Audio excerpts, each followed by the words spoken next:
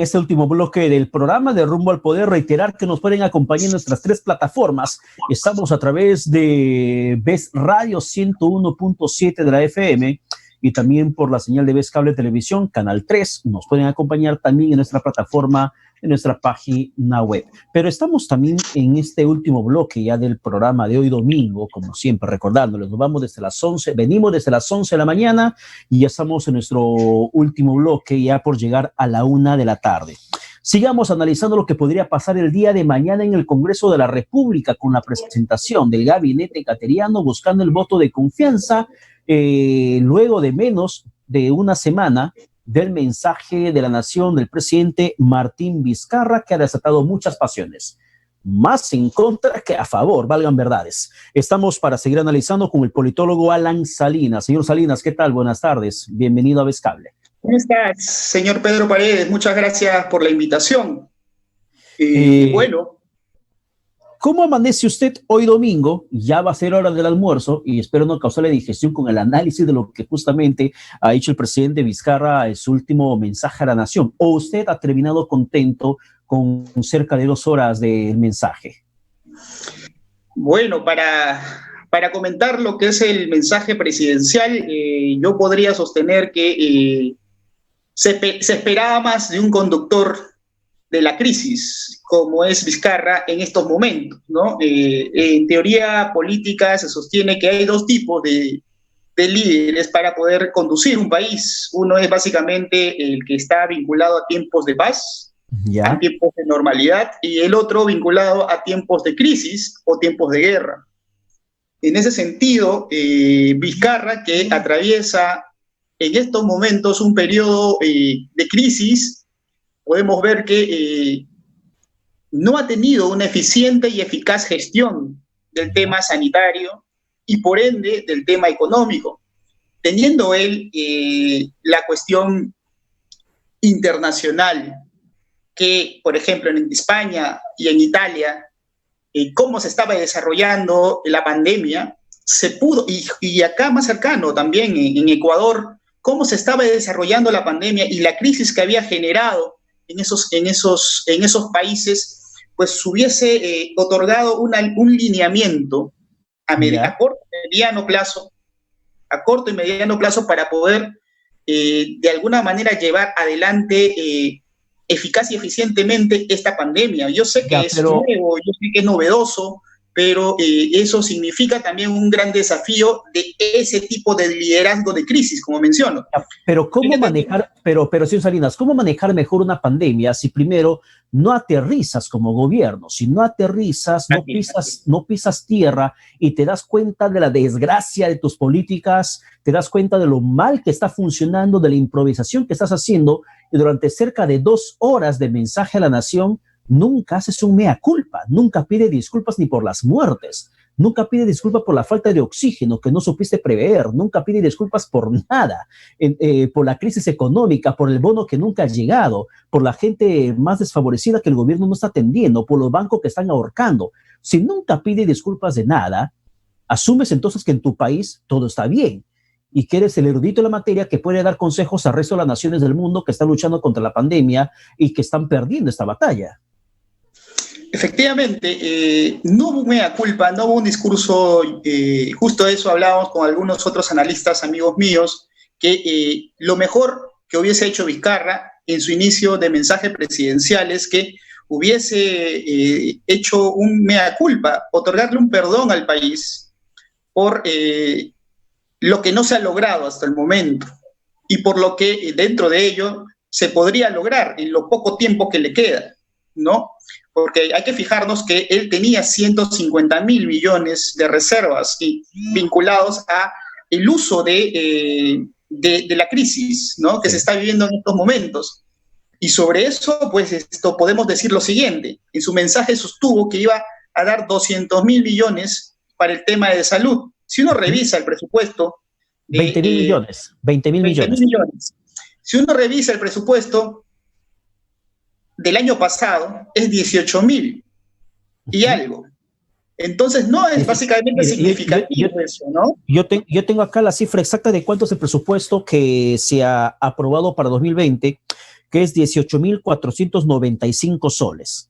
Efectivamente, claro. O sea, para 20.000 hay menos de 140.000, pero en el caso, por ejemplo, pero mire, en el tema de salud, estamos hablando del presupuesto aprobado a 2020, es 18.495 millones de soles, pero con las modificaciones presupuestarias entiendo que hemos llegado al borde de los 23.000 millones de soles. Entonces, ojo, eso está anunciando un presupuesto menor que el de este año. Ojo, eso es básicamente por el uso que se dio a las reservas.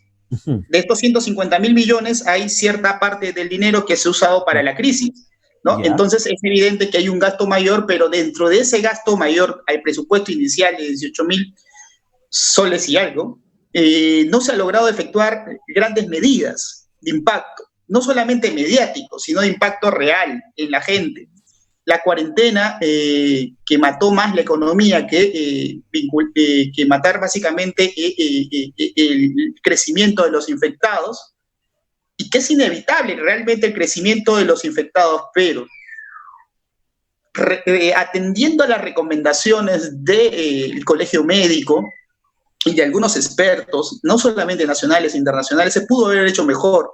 Yo sé que muchas veces se critica a los analistas políticos porque dicen que es fácil hablar desde la palestra para estos casos, pero lo que contribuye el análisis es que básicamente las políticas públicas funcionan bien cuando se escucha a los expertos. En este caso. Bueno, no soy experto en materia de salud, pero también me han dicho muchas veces que deja de criticar y ponte a proponer. Y siempre he dicho, mi mejor propuesta es mi crítica, el hacer ver justamente los errores que se están cometiendo para que se rectifiquen las acciones. Y eso es algo a lo que iba, efectivamente, y eso es algo a lo que yo quería ir por el tema de que la prensa, cierta prensa ligada a los grupos que están vinculados al presidente Martín Vizcarra, ocultan cierta información. ¿Por qué recién salir con la ministra Pilar Mazzetti, que tiene la confianza de la oposición y de la mayoría de gobierno? Digo mayoría de gobierno porque no es básicamente una mayoría vinculada al Parlamento, sino es una mayoría vinculada a ciertos grupos de poder que generan cierto sentido común en la sociedad. Este tipo de mayoría que construyó Vizcarra, que es básicamente dentro de la ciencia política vinculada a un populismo, ¿no? Es que podemos nosotros de alguna manera sostener que ha estado básicamente Vizcarra y su brazo político, que son cierta prensa, ¿no? Generando cierto ocultamiento de la verdad. Pero ahora, como usted sabrá, los datos al final terminan por dar a conocer ciertos defectos. Y en ese sentido, pues el defecto de cómo ha venido llevando a la pandemia fue básicamente notable. Ahora, señor Salinas, ¿usted ha prestado atención suficiente cuando el presidente manifestó que en 60 días se va a implementar la política nacional de digitalización? ¿Ha prestado atención usted en esa parte del mensaje a la nación? Disculpa, se me ha desconectado. ¿Cuál es la pregunta? Ya, le preguntaba si es que usted había prestado atención en esta parte del mensaje a la nación del presidente Vizcarra cuando anunció la digitalización en el país, que en 60 días iban a presentar la política nacional de digitalización. ¿Usted prestó atención, entendió a lo que se refería el presidente? Claro que sí. Si bien él ha presentado eso, debió hacer desde un inicio esa situación, tomar esa medida. Hay entes dentro de la función pública que lo han desarrollado con mucha efectividad, entre ellos la RENIEC o el RENIEC. El RENIEC ha llevado la digitalización de todos los documentos de identidad nacional en estos momentos, de la mano de Jorge Vivarren, que ha hecho una gran gestión en eso. Pudo haber contribuido desde un inicio, porque ¿qué es lo que se pudo haber hecho desde un inicio con respecto a tener un buen relacionamiento con RENIEC, por ejemplo? Que se focalice de buena manera los bonos, ¿no? Los 2 bonos que se han entregado hasta el día de hoy. Pero nunca es tarde. Si el presidente de la República pretende ir hacia la digitalización del Estado, es básicamente importante su desarrollo, ¿no? Justamente, por ejemplo, yo ayer leía la editorial del Diario Oficial El Peruano, que es básicamente como vocero del gobierno, en la que destaca el tema de este mensaje de la digitalización. Menciona, por ejemplo, en términos poco digeribles, incluso a mí me costó entender lo que quería decir. Menciona que otro punto destacado es la implementación del laboratorio de gobierno y transformación digital que permitirá impulsar el apoyo del sector privado para el desarrollo de soluciones digitales durante la emergencia. Se ha creado el Sistema Nacional de Transformación Digital y el Marco de Confianza Digital para prevenir los riesgos digitales. Las dos últimas normas crearon la ruta para impulsar lo digital en medio de esta emergencia y poner la tecnología al servicio de la población. Mire, yo particularmente me pierdo en el limbo con ese texto de 5 o 6 párrafos de esta editorial del Diario Oficial El Peruano. Pero si yo veo que en la parte final dice que la tecnología se ha puesto a servicio de la población, entonces yo reviso lo que digitalmente deberíamos haber hecho en tiempos de pandemia, sistema de bonos. La focalización no se dio de manera oportuna. Hay una plataforma digital completamente desfasada. Sin sentido el criterio de un censo del 2017 que no ha servido básicamente para nada. Porque si en el censo tú tenías focalizada la población de pobreza, pobreza extrema, quiénes son los que están en el quintil de esos grupos económicos, quién es el cabeza de hogar, si tenías la cuantificación, la data en el censo y no lo aplicas y te vas a hacer un CISFO desactualizado de cada municipalidad, estamos fracasando.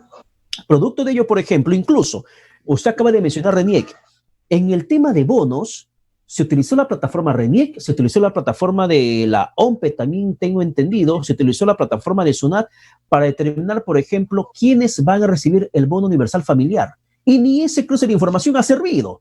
Entonces, si se levanta el tema de digitalización, la digitalización está afectando a la población en esos tiempos, a la forma de aplicación que necesitan los bonos y que no le ha llegado a gente que ni siquiera necesitaba, sin contar la burocracia digitalizada del sistema de suspensión perfecta de labores a manos del Ministerio de Trabajo. Más de 30,000 empresas pidieron, ni el 10% aún son atendidos en sus solicitudes para suspensión perfecta de labores, lo que afecta a los trabajadores que requieren el certificado para que, por ejemplo, puedan acceder a este bono compensatorio por estar con suspensión perfecta. Entonces, es un Estado digitalmente burocrático e ineficiente, pero que lo ponen como un máximo logro en tiempos de pandemia. Sí, lo que exige básicamente la crisis es ya llevar el Estado a la digitalización con los errores y con los aprendizajes que uno pueda básicamente obtener de las deficientes, del deficiente desempeño de la tecnocracia por llevar adelante este Estado digital, ¿no? Yo creo que a pesar de eso se puede impulsar, se puede llegar a impulsar. Se puede llegar a impulsar. Existe un órgano en la PCM, la Presidencia del Consejo de Ministros, que se llama UNGEI, un organismo del gobierno electrónico, que realmente ya está desde hace mucho tiempo, hace más de 10 años aproximadamente, claro, desde el 2008-2009, ¿no? Están básicamente ya adscrito a la PCM, este órgano de gobierno electrónico, pero que no ha tenido una competencia realmente importante porque la normalidad no exigía un rápido uso de un gobierno electrónico. Pero al margen de esa situación, hemos visto que el avance que se dio en RENIEC es importante. ¿Por qué es importante este avance? Porque conozco básicamente a Jorge Iribarren, el exdirector de RENIEC, porque yo estudié con su hijo. Y siempre tuve de la mano textos, estudios que él logró realizar sobre gobierno electrónico, porque él antes trabajó en OMPE.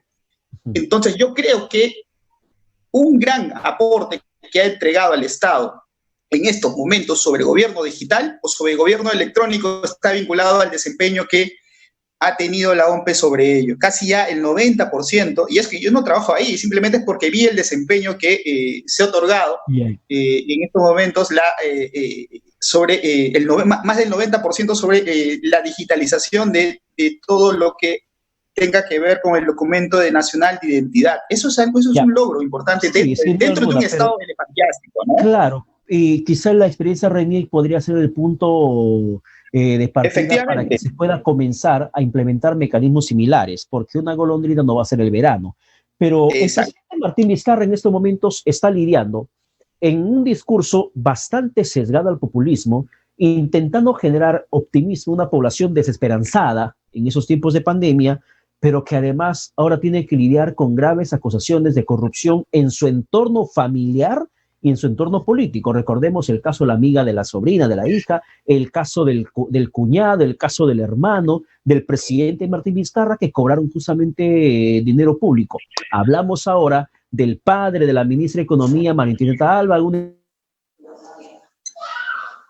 que contrató con el Estado por más de 1,5 millones de soles para una consultoría y que intenta finalmente zafar cuerpo. Recordemos el caso Richard Swing, recordemos el caso del escándalo que se desata con la designación de Martín Ruggiero, ministro de Trabajo, que proviene de un estudio de abogados que recibió 4 millones de Reactiva Perú y que está vinculado, por ejemplo, a temas de defensa de empresas que básicamente pelean contra sus trabajadores y defensas también de Odebrecht, de empresas vinculadas a temas de corrupción. Son situaciones que el presidente no puede ocultar por más mensaje esperanzador que pretenda dar.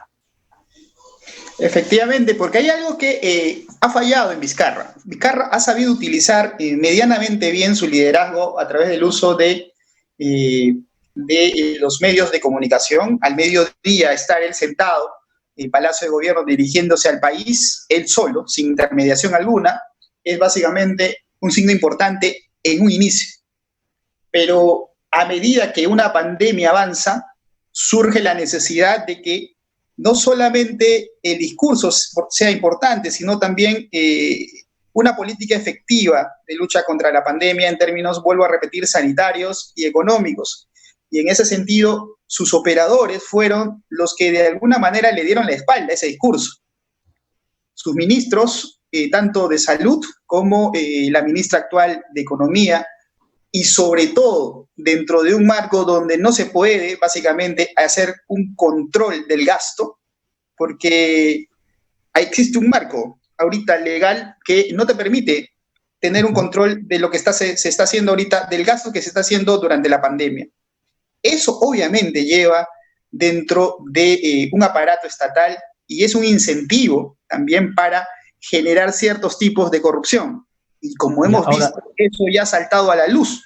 Sí, ¿no? Ahora más que todo salta a la luz unas jornadas previas a lo que va a ser el día de mañana la presentación de Pedro Cateriano y su gabinete en búsqueda del voto de confianza. Se va a este gabinete de Cateriano al Congreso de la República con el escándalo de las tablets, una compra impresionante que se pretende hacer de cerca de 1,000 millones de soles con 1 millón de tablets a una empresa que no reúne las condiciones, que hasta el último el Ministerio de Educación pretendió realizar, pero ante la presión mediática, la fiscalización respectiva de la ciudadanía, medios de comunicación, tuvo que finalmente retrotraerse. En el tema, por ejemplo, también se va el gabinete Cateriano, con una ministra de Economía vinculada a beneficios que habría dado justamente a su padre en una empresa del cual dice que no tiene nada que ver, pero que sigue siendo socio, porque así justamente reportó en su última declaración jurada. Y hay varias cosas en realidad que pesan en estos momentos como mochila de piedra en el gabinete Cateriano. ¿Cuál tendría que ser la conducta del día de mañana del presidente del Consejo de Ministros buscando el voto de confianza? En términos ideales es que básicamente se siente a dialogar y busque un consenso sobre algunas figuras en la cual el gobierno ha ido fallando en estos momentos, pero la figura de Cateriano representa otro tipo de manejo del Estado. ¿Ya? O sea, él es básicamente el show que el gobierno necesita en estos momentos para distraer la atención sobre los casos de corrupción, sobre las políticas de ineficiencia en términos sanitarios y económicos. ¿Por qué señalo esto? Porque Cateriano obviamente refleja la confrontación. Si hay un órgano que básicamente genera pues, apasionamiento negativo en la política peruana, es el Congreso. Yeah. Y Cateriano es un buen alfil para poder desarrollar esa confrontación. Pero el Congreso va a dar el voto de confianza al gabinete, no a Cateriano. Si tienes ahí a un ministro de Educación con irregularidades denunciadas en su momento que se habrían registrado cuando él era presidente ejecutivo de la SUNEDU, beneficiando unas 2 universidades con locales que ni siquiera aparentemente estaban concluidas y estaban sin estudiantes. Tienes a un ministro de Educación que además compró seguro privado con fondos públicos. Tienes un ministro de Educación que no pudo siquiera liderar la compra de tablets en esta brecha digital que estamos padeciendo con la educación a distancia, y que eso se anunció desde el mes de abril. Tienes una ministra con este último caso de irregularidades que se habrían registrado en contratación de una empresa del Estado vinculado justamente al padre de la ministra de Economía, y tienes a varios ministros de Estado que pueden comenzar a generar soga larga en investigaciones si es que el Congreso se lo propone. Por eso les preguntaba, ¿cuál tendría que ser la conducta de Cateriano? ¿El de la confrontación o el de hacer mea culpa y hacer lo que no hizo el presidente? Aterrizar y pedir perdón. Mira, en términos comparativos de cómo ha ido el desempeño de Vizcarra, estando ya, tuvo 3 años ya va por el tercer año de gobierno, mucho más que PPK. ¿Cuál ha sido su estrategia o cuál ha sido la estrategia de Vizcarra cada vez que pidió él cuestión de confianza? Él pidió cuestión de confianza, ¿no? Busca siempre como oportunidades para buscar confrontación. Sí. Es poner dentro del pedido de la cuestión de confianza un elemento dentro del discurso de la presentación que confronte con el Congreso.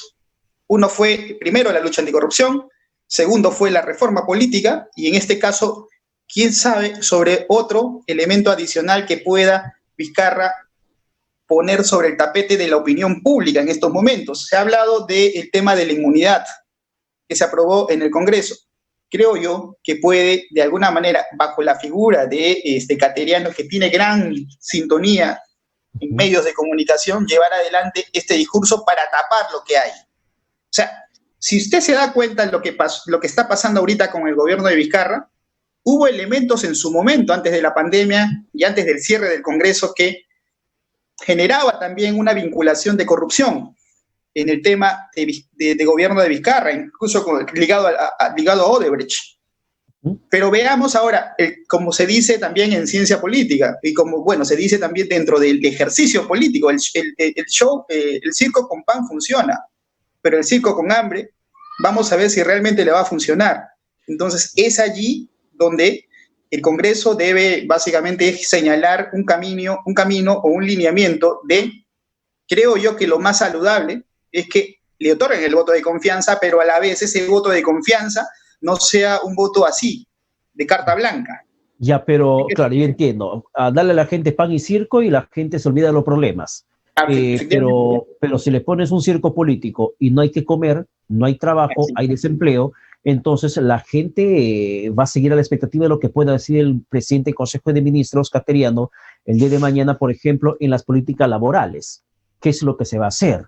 ¿Qué es lo que se va a procurar para mejorar la situación laboral, recuperar los empleos perdidos? Si tenemos un Ministerio de Trabajo o un ministro que su primera decisión ha sido justamente facultar a las grandes empresas a fraccionar el pago de beneficios laborales, como CTS, gratificación, vacaciones, compensación familiar, a grandes empresas que recibieron Reactiva Perú, que no rompieron cadena de pagos, que recibieron Reactiva Perú y les van a permitir fraccionar esos beneficios laborales, precarizando mucho más. Es un discurso bastante contrario a lo que la gente justamente quiere escuchar.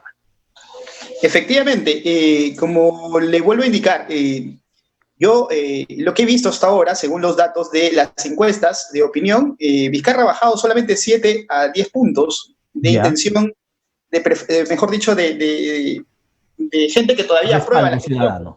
Claro, de reclamo ciudadano. Son 10 puntos, pero igual sigue siendo alto la aprobación. Entonces, lo que nosotros estamos viendo son 2 tipos de legitimidades.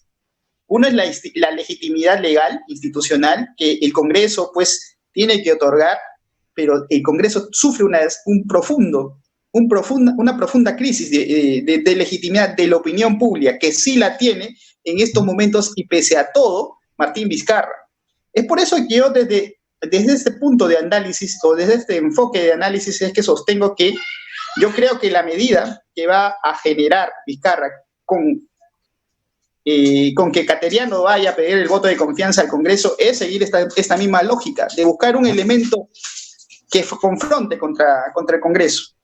Pero es tiempo, para terminar, señor Salinas, ¿es tiempo oportuno para confrontar en estos momentos que el Congreso se encuentra con casi plazo vencidos, ya venciéndose las siguientes semanas para reformas políticas, reformas electorales? Está pendiente el tema de inmunidad, está pendiente el tema de suspensión o prohibición de candidatos sentenciados de primera instancia, está pendiente el tema de voto preferencial, está pendiente varias cosas con miras al próximo proceso electoral. Las reglas de juego para el tema de cómo seleccionar los candidatos políticos. Entonces, es momento de confrontar, entendiendo que el gobierno necesita de este Congreso y el Congreso también de manera similar necesita de este gobierno. Fíjese esto, señor Paredes, ¿ha hecho alguna reforma hasta ahora importante Vizcarra? No lo ha hecho. Y muchos analistas coinciden en que en realidad no es un buen gestor el hombre. Entonces, ante esa gran deficiencia que tiene el presidente, que no es presidente en realidad, que es más político que presidente, que parece más candidato presidencial, ofreciendo cosas y diciendo cosas, y eso implica de alguna manera confrontar con sus opositores, pues es básicamente la línea o la señal de que así va a continuar hasta el 2021, y que todo lo que ha propuesto en su mensaje presidencial no es más que solamente eso, ofrecimientos. O si no, fíjese lo que sostuvo el año 2018, a inicios, en una entrevista con Mónica Delta. Aquí dijo que iba a ser un hospital, un hospital y un colegio por cada mes, y no lo hizo. Prometió no recuerdo cuántos colegios, no sé si dijo 100 o 1000, pero no llegó ni a la tercera parte. Prometió 80 hospitales al finalizar 2019, no tenemos ni uno siquiera que haya inaugurado, y ahora 40 hospitales que se va a construir a lo largo de todos esos meses siguientes. En vez de construirse hospitales, se han construido carpas de salud. Entonces, eso es un indicio de que en realidad no es un gestor, ¿no? De lo que se ha señalado en el mensaje presidencial no son más que propuestas o buenas intenciones. Y ya sabemos nosotros que de buenas intenciones el infierno está empedrado, ¿no? Sí. Eso es lo que, de alguna manera, siendo realistas y siendo sinceros, es lo que va a pasar. Ya pasaron, o sea, va por su tercer año de gobierno, y un análisis comparativo siempre es importante. ¿Qué hizo el año 2019? ¿Qué hizo el año 2018? Pues realmente no ha sido nada significativo, más bien la economía cayó. Y ahora, después de revisando los datos del Fondo Monetario, del Banco Mundial, pues una de las mayores tasas de crecimiento económico que tuvo Latinoamérica fue el Perú. Entonces, lamentable el escenario que estamos en estos momentos en el país, pero ojalá que la coyuntura política nos permita un poco, al menos, encontrar liderazgos que nos ayuden a recuperar verdaderamente la fe en de que podemos salir de este abismo en el que estamos cayendo sin paracaídas. Señor Salinas, muchas gracias por el contacto a través del Zoom para Vez Cable. Muchas gracias por la invitación, señor Paredes. Para mí siempre es un gusto poder hablar del país, reflexionar sobre el país, y también darle a la gente una orientación de que podemos haber poder estar en estos momentos en una situación crítica, pero el país se encuentra siempre en una salida, ¿no? Una salida, y esa salida básicamente implica un poco de paciencia para poder tener esa salida feliz y armoniosa que hemos tenido en situaciones, bueno, venimos de casi 20 años de crecimiento económico, así que tengamos fe y paciencia para que esto pueda volver a suceder otra vez. Muchas gracias. Gracias una vez más. Gracias, que tengan un buen domingo. Igualmente. Hemos llegado a la parte final del programa. Agradecemos a los entrevistados que justamente el día de hoy nos compartieron su opinión, y también, más que todo, agradecer a Dios por habernos permitido ingresar a sus hogares a través de la señal de Vez Radio 101.7 la FM, también nuestra plataforma web, y por supuesto a todos nuestros abonados a través de Vez Cable Televisión, Canal 3. Agradecer también al equipo de producción que desde los estudios centrales de Vez Cable hace posible